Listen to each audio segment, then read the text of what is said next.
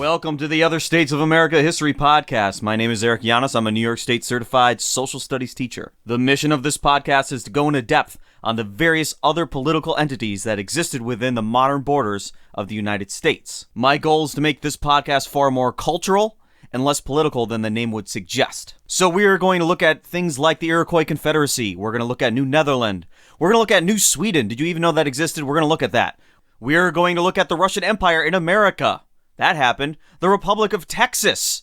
The Republic of Vermont. Did you know that was a thing? It was. Now, the reason I'm doing this podcast is because as a social studies teacher, there's a very, very well-defined curriculum you need to follow in order to teach your kids the right stuff so that they pass the standardized test. And if you deviate too far from that line, you really put your kids at a disadvantage. So this isn't one of those podcasts that try to teach you the secret history, man, or some sort of conspiratorial plot that has been in the background the whole time.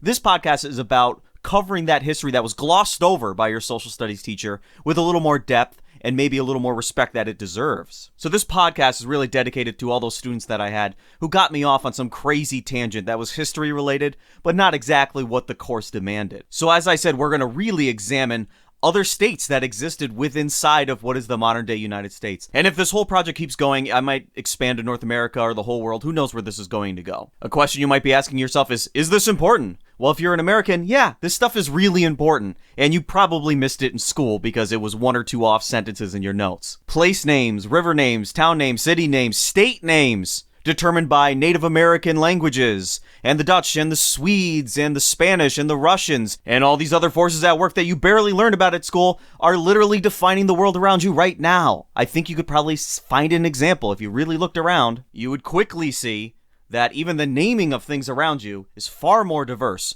than you would have thought based on what you learned in school. This is just an introduction, but the first 3 episodes will be on the Haudenosaunee, the Iroquois Confederacy. There's lots of names to describe these people and their government organization, which still exists to this day.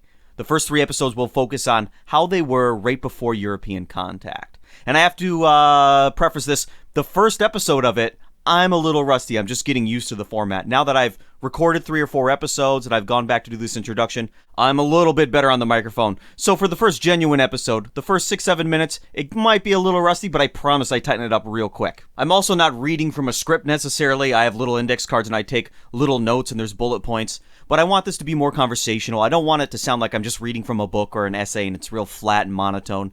So I've kept in a bunch of the ums and a bunch of the strange little things that I've noticed in my speech by listening back to these things that you might not have in your own speech. But I wanted to keep this authentic. I wanted you to get a sense of who I was, and I'm not just a robot reading a script. So it might get a little sloppy at times, but it's meant to be that way. You're not perfect either. One last thing before I set you folks loose. This podcast will not be political.